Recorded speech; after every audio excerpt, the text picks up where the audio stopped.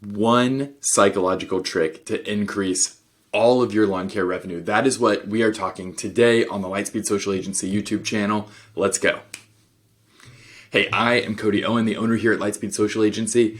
I'm going to be talking to you about a trick that is so simple and is used everywhere online, especially in service products, but I see it super infrequently with lawn care businesses using this. So I want to walk you through this strategy really quickly. This is super easy to implement into your quotes or into the pricing information on your website.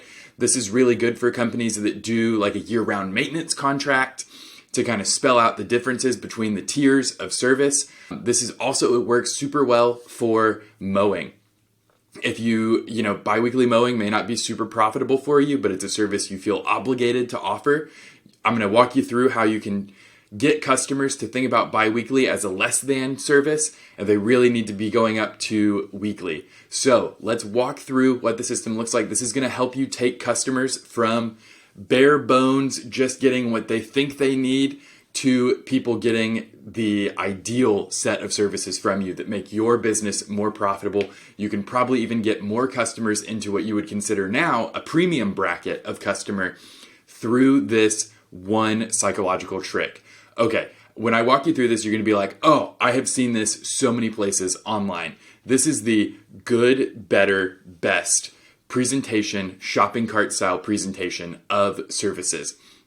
So what I want you to do for your, year-round maintenance contract or just your mowing services coming into the spring selling season is think about, okay, what is the bare minimum? What is the absolute minimum that I want to provide to a customer to show up to service them for the season?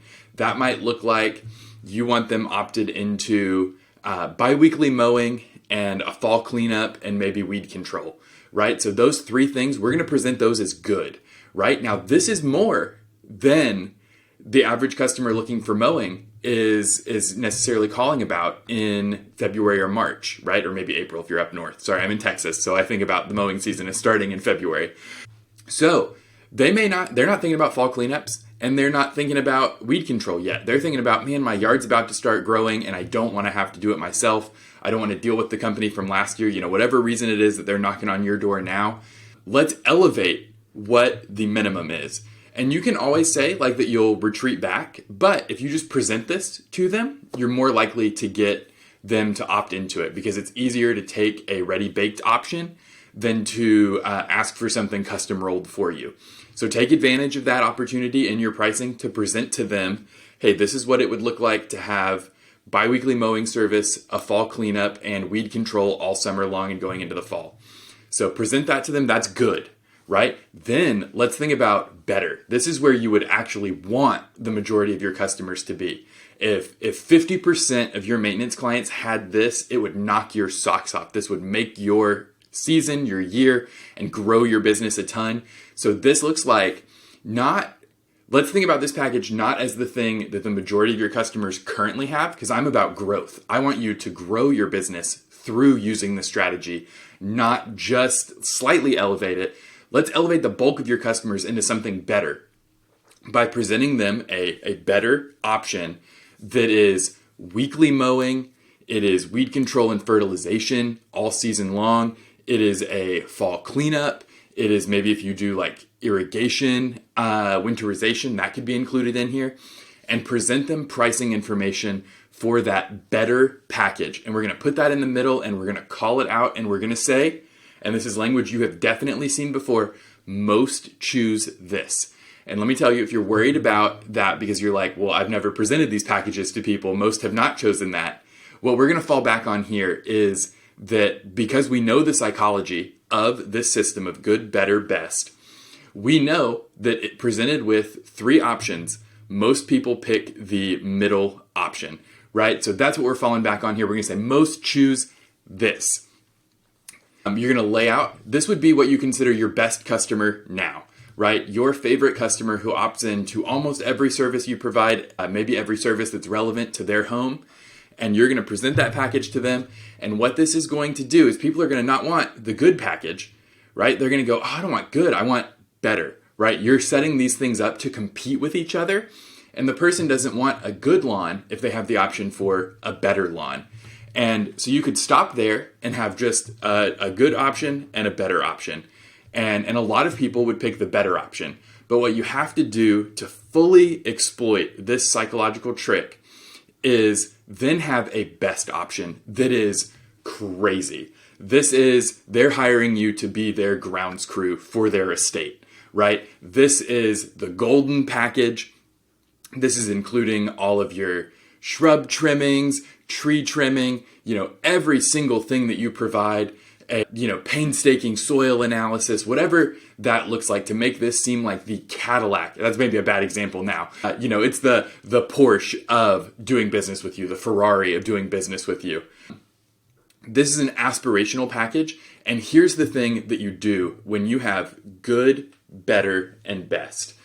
No one thinks of themselves as rich, right? When you poll people in America, regardless of the amount of money they make, they think of themselves as middle class. People that make $3 million a year and have a second home, they think that they're middle class. And people who are living paycheck to paycheck and maybe don't even own their home, they think that they are middle class, right? So everybody defines themselves as the middle. There's somebody richer than them, there's somebody poorer than them, and they are right here in the healthy, comfortable middle.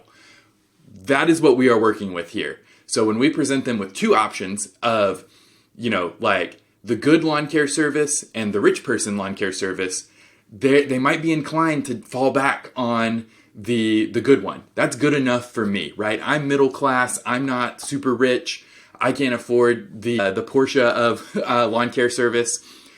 But if we give them an option that is, we've got a good one and we've got a best one, they're going to say, ooh, the porridge is too cold. The porridge is too hot. Ooh, the middle is just right for Goldilocks, right? You're giving them a Goldilocks problem and letting them identify themselves exactly the way they do everywhere else. They are right in the middle for you. So that best, that Porsche level of lawn care service is over here, and that is for people richer than me. And some people might opt in. Some people really like to flex and just, for a thing that they're not going to think about, they'll pick the most expensive option. They want that gold level of service. But the majority of your customers are going to live in that premium market, but you've inflated what premium looks like for you, right? You went a little beyond. You went to what your best customers currently have. The people who currently are kind of through an a la carte system are creating their own version of the gold package. You're creating an even more expensive gold package that some of them will probably opt into, but you are carving this silver package for the average customer, increasing that client lifetime value just a smidge.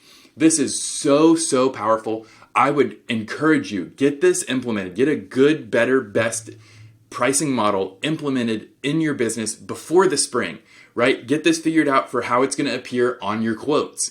Get this figured out for how it's going to appear on your pricing page. If you're able to provide some information about pricing, even if it's not the actual price itself, but you're just presenting that, hey, expect to see this in your quote. You're going to see good, better, best in your quote, and spell out what those services are, what you provide at a package level, so that people don't have to think about their lawn, right? Like, they're hiring you to be the professional who thinks about it, and they trust your recommendation.